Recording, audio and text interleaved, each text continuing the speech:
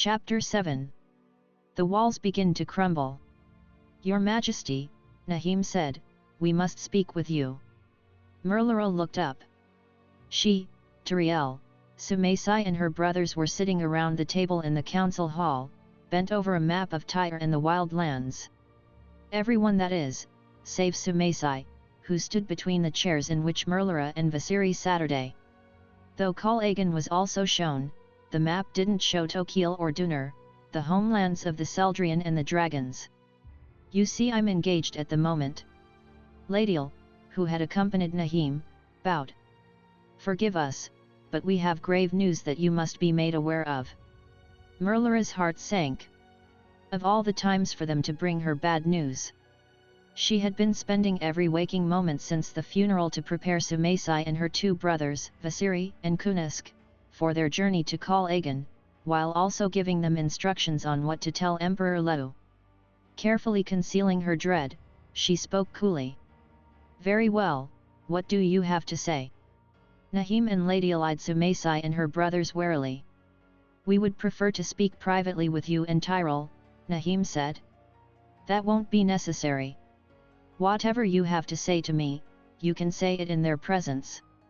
Besides, I sense it may affect their mission. Ladiel and Nahim looked at each other. Yes, Nahim said grimly, I'm afraid it does. He looked at them all intently. Satisfied he had their attention, he turned to Merlara. There are rumors that the Seldrian's return is your doing. Tyor and Sumaisai's brothers started with surprise. Merlara stared, too stunned to reply. Sumaisai growled. What is this folly, she hissed, who would be foolish enough to believe it? Many already do, Ladiel answered. Surely Sumaisai, you know of the false history that was created to turn our people against the dragons, and alienate those with dragon blood. Among other things, many of our people believe that King Orga cursed the royal family, giving them strange powers that will summon the dragons to destroy us. They now believe that the Seldrian's presence will lead to the dragon's return, and is the result of Merlara indulging in her powers. Sumaisai and her brothers looked at each other in disgust. With all due respect, Lustri said, the youngest, though we knew many fellow Tyrians were ignorant, we weren't aware it was to this extent. Then take heed, Merlara said sternly. For as your sister and brothers are going to Callagan on our behalf, these rumors will affect you.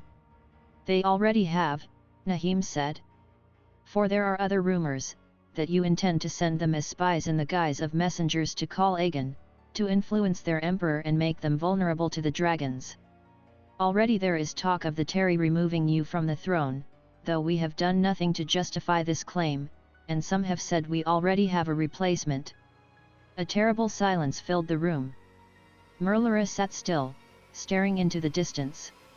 Everything had gone wrong since she had made the decision to send ambassadors to Callagan. Apparently, someone was bent on preventing them from ever reaching Callagan. Higlek and Terrell came to her mind, but she was certain accusing them now would only weaken her position. According to their law, the only way to prove if they were the cause of the unrest was to bring it before the council, with sound evidence to back it up. But she had failed to investigate the little evidence that presented itself. Nothing she could say would be regarded as anything more than speculation. If she attempted to investigate it now, it would only strengthen the accusations that had been made against her, as people would claim she was attempting to lay the blame for her crimes on others. At last Tyor broke the silence, speaking clearly and coldly.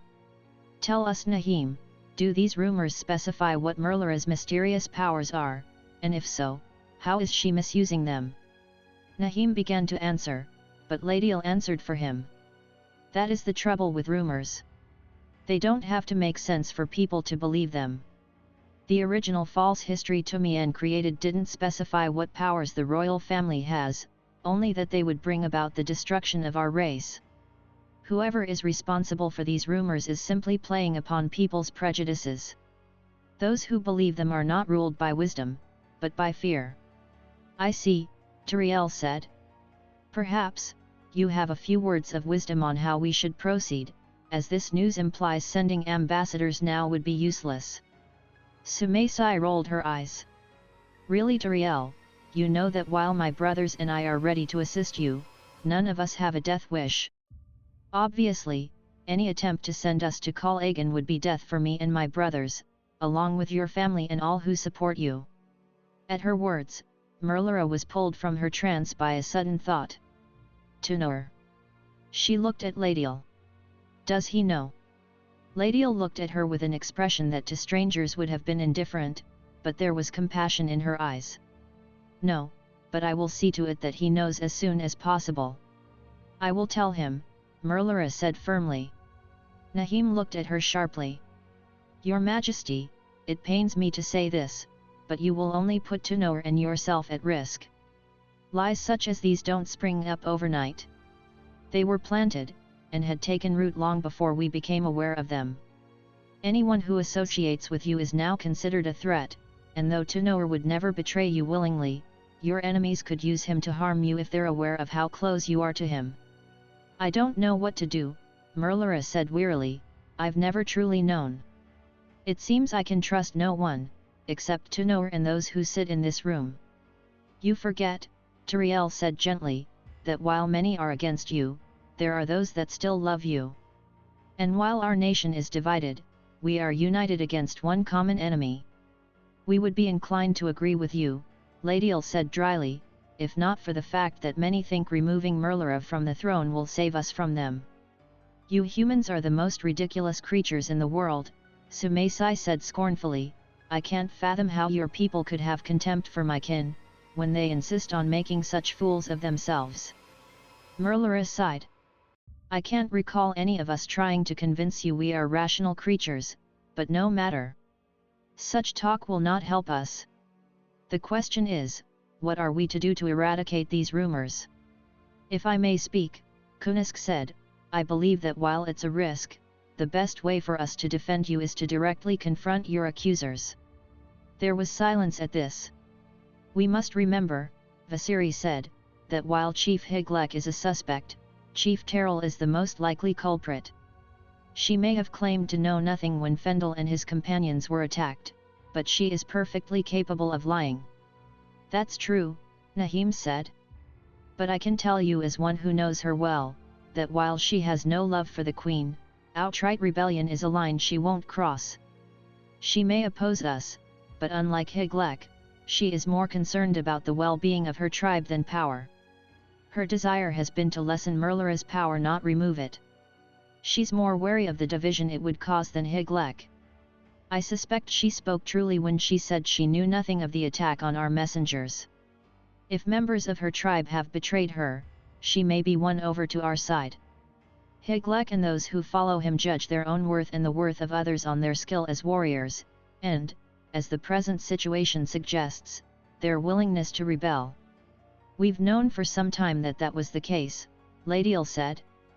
But I fear that there are more traitors in our midst than we thought. Whoever is behind this, has a deep understanding of not only what people fear, but what lies they will believe without asking questions. But I agree with Kunisk. The rising bows are the ones most likely attempting to incite rebellion. My counsel is to call the Terry together to discover if this is the case. We must confront these accusations now, before they become too widespread to stop. Merlara nodded and stood. Yes, I fear that is our best course. However, I want it to be perfectly clear that I will personally present the evidence we have, and make my plea before the council without help.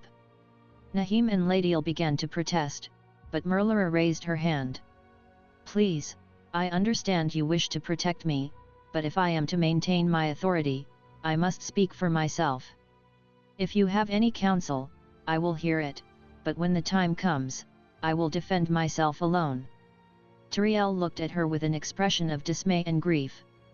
You are never alone. I will protect you, and if any attempt to harm you, they will have to kill me first. I would never have you come to harm on my account, but know this, Tyor, much of what I have accomplished was made possible through you. Merlara turned to Ladiel and Nahim. From my childhood you have been as a second father and mother to me. If you have any counsel, I will gladly hear and heed it. Our counsel, Ladiel said, is simply this, that you will be on your guard, for Tyrell and Higlek will attempt to manipulate you in more ways than one.